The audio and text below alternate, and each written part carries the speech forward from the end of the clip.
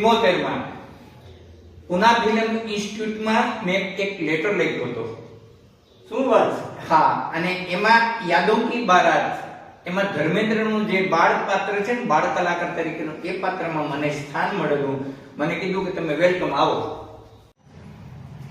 દર્શક મિત્રો, સિંગર માલદે જેઠવા ચેનલમાં આપ સૌનું હાર્દિક સ્વાગત છે. તો આજે એક એવા વ્યક્તિને મળવા આવ્યા છે કે જે સૌરાષ્ટ્રની રસધાર ભાગ 4 માં મેઘાણીના કલમે લખાયેલ એક લવ સ્ટોરી, પ્રેમ કથા, જેનું શીર્ષક છે ઓડીપો.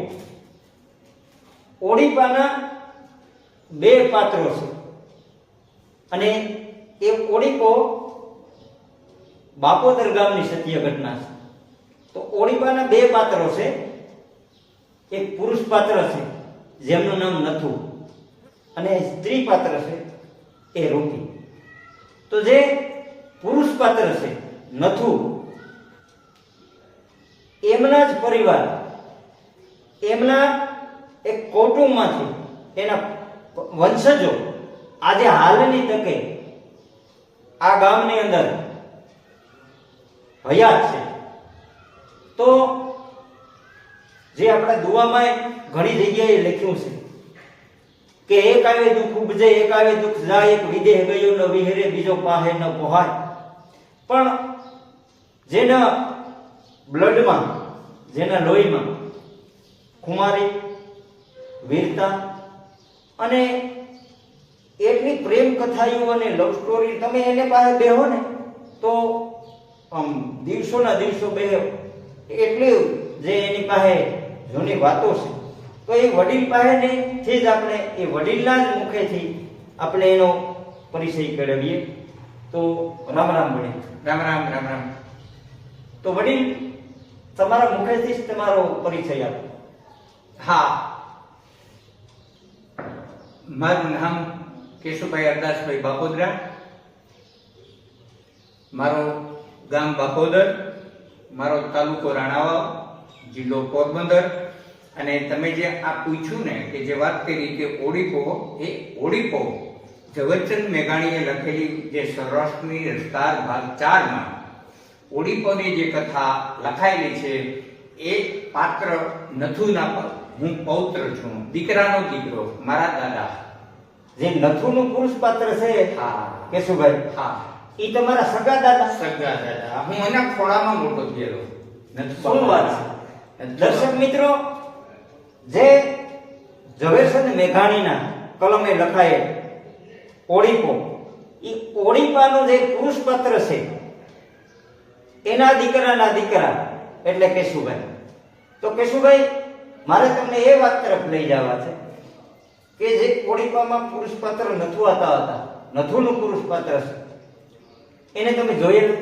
અરે જોયેલા નહીં, એના ખોળામાં હું મોટો થયો. મને ઘણી વખત, એક વખતની હું તમને વાત કરું છું. ઓહો. કે એક નાનો હતો ને, કદાચ એની મને થોડો ઘણો મારી ભૂલ પડી હોય, ક્યાંય કામમાં ઓલું થયું હોય, તો એને મને મારેલો હતો. હા, પછી ઈ સમયની તો બધી વાત પૂરી થઈ ગઈ. પછી એક વખત એને રેડિયોમાં કથા આવતી, વાર્તા, ઓડીપો. ઓડીપો રેડિયોમાં આવતી? રેડિયોમાં, હજી હાલમાં પણ આવે છે. હા, આ દૂરદર્શન ઉપર ઓડીપો કથા રેડિયોમાં આવે છે. અમારે અહીંયાથી હું તમને એના મોબાઈલ નંબર નહીં કદાચ આપી શકું, પણ અમારા ગામના બાપોદરની બાજુમાં મોકર છે, ત્યાંથી એક બિપિન બાપોદરા દૂરદર્શન કેન્દ્ર અમદાવાદમાં છે. વાહ વાહ. એના મને ફોન આવેલા હતા કે આ બાપોદરની વાર્તા આવે છે, તો કોણ છે? કેશુભાઈ. મેં કીધું મારા સગા દાદા. વાહ વાહ. હા, બિપિન બાપોદરા અત્યારે દૂરદર્શન કેન્દ્રમાં અમદાવાદ ખાતે કાર્યરત છે. વાહ વાહ.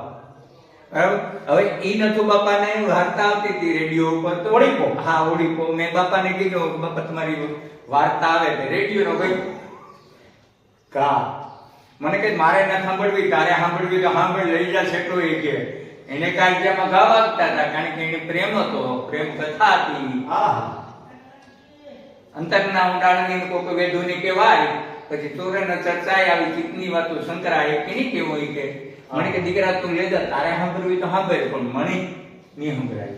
ઓહ દર્શક મિત્રો, શું વાત છે, શું વેદના છે. તેથી તો સાક્ષરતા વાળી ક્યાં એટલી હતી કે ઓ બિલકુલ નહીં, બિલકુલ નહીં. અને કદાચ તમને ખબર હોય તો નથુ બાપા ભણેલા હતા. આ 3-4 ચોપડી ભણેલા હતા. રામાયણનું બહુ મોટું જ્ઞાન હતું બાપાને. શું વાત છે. અમારા ગામમાં 35-40 ગઢિયા છે ને એ અહીંયા ચોરા ઉપર બેહતા અને નથુ બાપા રોજ રામાયણ સંભળાવતા બધાને. વાહ, વાહ. રામાયણનું બહુ જ્ઞાન હતું. અનેક જ્ઞાની માણસ હતા. એના અમુક પ્રસંગોને ઓલાને યાદ કરીએ ને મલદેભાઈ, આ બધી વાતો એક ઈ અવતારી પુરુષ એમ ઓલિયા પુરુષ કહેવાય કે આવી પ્રેમ કથાઓ પર એની હોય, એના જીવનના ધોરણો આવા હોય, એના અમે સંતાનો છીએ. મારા પરિવારમાંથી મારા નાના ભાઈ દેશ માટે શહીદ થઈ ગયા. જેઠાભાઈ હરદાસભાઈ બાપોદરા 1992માં. બરાબર. અમારો પરિવાર છે ને ઈ બાપાના સંસ્કારોના હિસાબે છે.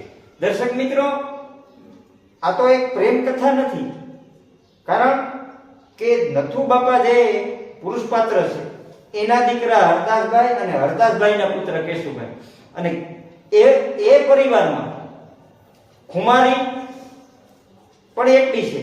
કારણ કે કેશુભાઈના મોઢેથી જ આપણે સાંભળ્યું કે 2092માં અને 23માં તેનું પુત્રું બેહાડ્યું. હા, એટલે નાના ભાઈ કેશુભાઈના નાના ભાઈ પણ દેશ માટે કામ આવી ગયા છે, શહીદ થઈ ગયા છે. તો આ પરિવારમાં પ્રેમ કથા એકલી નથી, ખુમારી પણ છે. તો મારે તમને એ તરફ કેશુભાઈ લઈ જવા છે કે ઈ જમાનામાં નથુ બાપા ખેતી કરતા. હા, બાપા ખેતી કરતા હતા. એટલે એ મને સાંભળે છે ત્યારે અમે કોઈ ખેતરમાં ગાજર, ગદબ એવા આપણા જે પશુપાલકોને આપણે મેર છે એ લીલાડા કરી, આપણે કહીએ ને લીલાડો કહેવાય, અને એ આપણા ઢોર માટે કરતા હોય. હું પોતે અહીંથી ઘરેથી ભેંસુને લઈને જતો, આખો દિવસને લીલાડા ખવડાવીએ, પાણી પીવડાવીએ અને સાંજે પાછા લઈને આવીએ. અને ઈ પાણી વાળવાનું હોય ને તો હું ને નથુ બાપા બે ભેગા જ પાણી વાળતા. વાહ વાહ. દર્શક મિત્રો, આ સેટ ઓડીપો ની કલમ જે ઝવેરચંદ મેઘાણીએ લખી, એના પૌત્ર જે નથુઆદા ભેગા જેની ખેતી કરેલી છે. તો તમે એક આગળ વાત કરતા હતા કેશુભાઈ કે કંઈક તમે ભેહું લઈને મોડા આવ્યા, ઈ હું વાત કરતા હતા.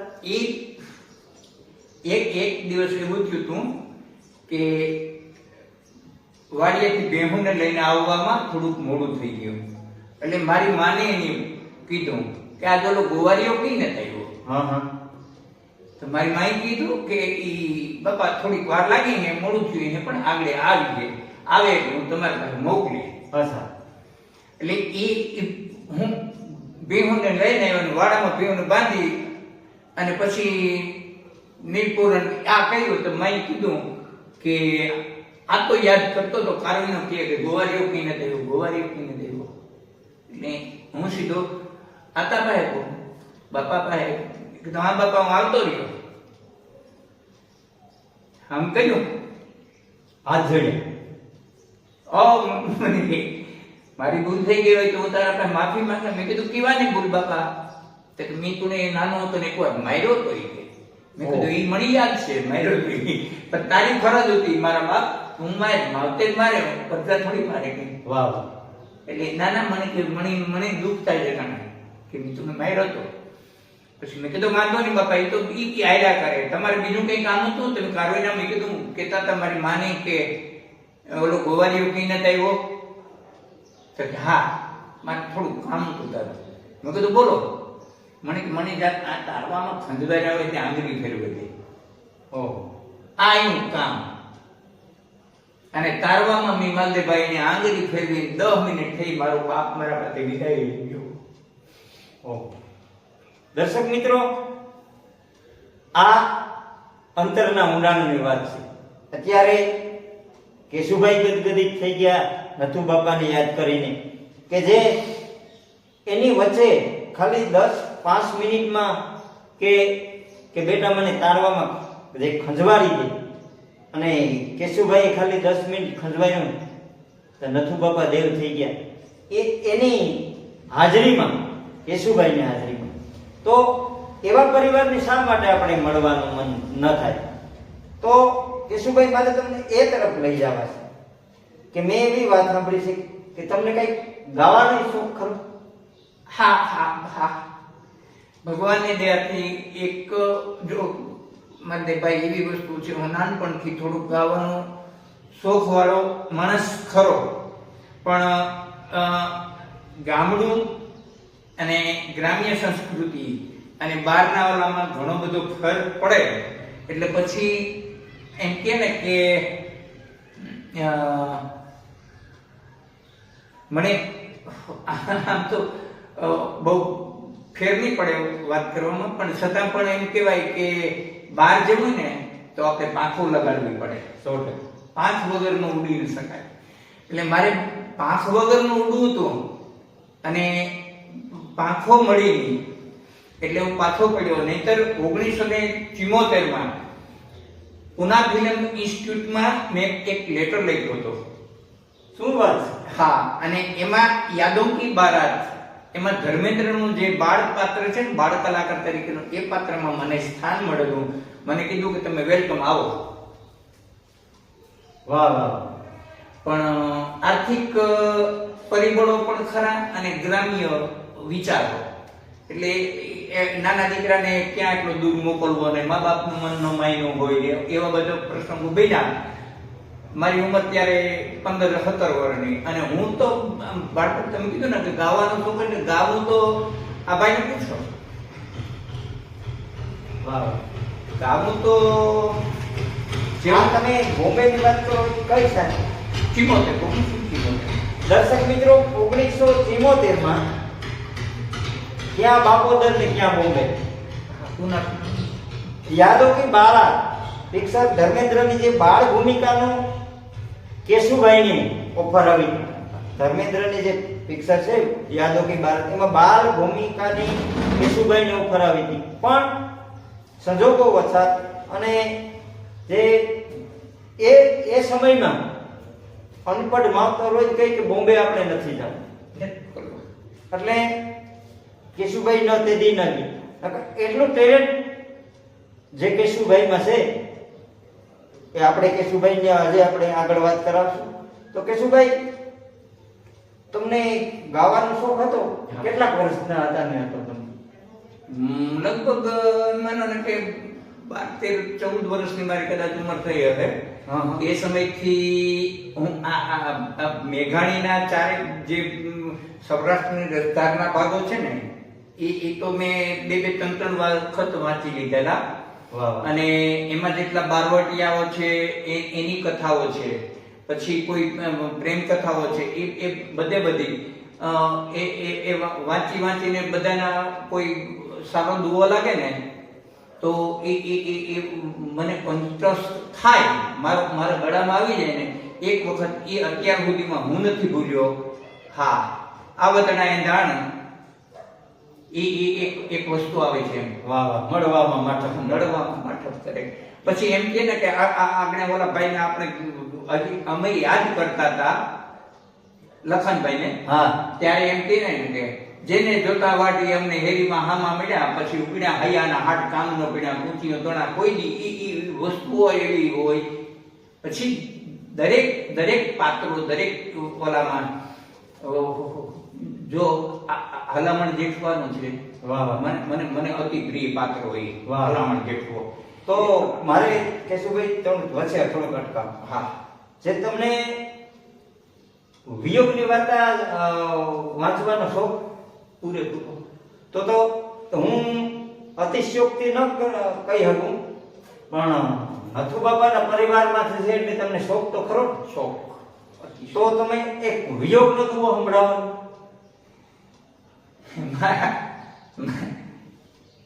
ઊંચા અવાજે બોલો, જે તમે યુવાન હતા અને વાડીએ જેમ બોલતા દુઆ ને તમને ક્યાંય મોકો આવતો ને બોલતા એવો એક વિયોગનો દુઓ સંભળાવો. મારા જીવનમાં હું સમજણ થયો એ પછી વિયોગ નામનો શબ્દ નથી આવ્યો.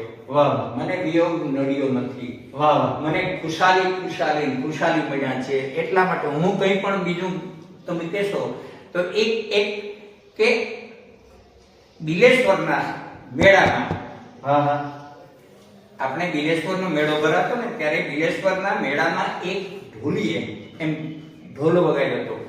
કારણ કે ઘુમલીના રાજાની દીકરી નગરશેઠની, હા હા રાજાની નહીં, નગરશેઠની દીકરીએ, હા, નગરશેઠની દીકરી યુવાન થઈ સૌંદર્યવાન હતી. પછી એને કીધું કે તું હવે મારી દીકરી ઉંમર લાયક થઈ છે તો તારા લગ્ન કરીએ. તો કે મને મારું યોગ્ય પાત્ર મળે તો હું લગ્ન કરું. બરાબર. તો કે તારે પાત્ર કેવું જોઈએ છે? તો કે હું દુઓ લખી દઉં, એ દુઆનો કોઈ જવાબ આપી દે એ મારું પાત્ર. વાહ વાહ એ અણવડે ગળ્યા એની અબડાની હાચા હાગર મહિના મોતી મળે તો મોકલાવી દો. વાહ વાહ આ દુઓ એનો. એટલે ડોલીએ ઢીંગ ઢીંગ ઢીંગ કરી બિલેશ્વરના મેળામાં ઢોલ વગાડીને કીધું, સાંભળો ઘુમલીના નગર શેઠની પુત્રી આ દુઓ લખીને મોકલ્યો છે. આ દુઆનો જવાબ આપે એને ઈ નગર શેઠની દીકરી લગ્ન કરે. બરાબર. પછી અણવડે ગણ્યા એરણે અભડાની હાચા હાગર મહિના મોતી મળે તો મોકલાવજો. એવો દુઓ તો બધા વિચાર કરે કે આનો જવાબ તો શું હોય. પછી હાલામણને એનો મામો હીરો ભાઈ કાપો એ બે આવ્યા હતા મેળામાં. એટલે કીધું કે આ ગધું શું કહેવાય? એ હાલામણ કે એમાં હું મોટી વાત છે. એ તો હાવ હેરી વસ્તુ છે. વાહ વાહ ઈ કે માત વસાઈ મહાસાગરમાં ને પિતા વસાઈ કૈલાસ. જોઈએ તો જૂના મોકલાવીએ ને નવા આસો માસ. વાહ વાહ કેશુભાઈ વાહ. આસો મહિનામાં સ્વાતિ નક્ષત્રના વરસાદના જે ટીપા પડે એની મોછલી મોઢામાં લે એના મોતી પાકે. હા હા માત વસાઈ મહાસાગરમાં ને પિતા વસાઈ કૈલાસ. જોઈએ તો જૂના મોકલાવીએ નગર નવા આસો માસ. વાહ વાહ પછી હાલામણ દુઓ પારખી ગયો હા હા અને નામ નીચે સિયાજી જેઠવાએ લખ્યું કે આ મેં પાક્યો છે એમ. ઓહો પછી હાલામણાની હડતાલ ગજાડોમાં બેહાડીની પૂછ્યું વિનાના કમાર જડબલે તારા જેઠવા. હાલામણ હાલી નીકળ્યો બેઠો બગા ધાર. મન જાણે મનાવી ગયા હાસે ધીરે હૈયો. દર્શક મિત્રો, હું વાત છે કે જે પરિવારમાં, જેના લોહીમાં, જેના બ્લડમાં જે પ્રેમ કથાયું છે અને એ જ પરિવારના કેશુભાઈ. એટલે આપણે કેશુભાઈને મળ્યા, હરખ થયો. પણ દર્શક મિત્રો, આપણે કેશુભાઈ પાસેથી ઘણું આજે આપણે સાહિત્ય સાંભળવું છે. પણ આપણે બીજા એપિસોડમાં પાછા કેશુભાઈને સાંભળશું. ત્યાં સુધી જય માતાજી, જય કમિયા.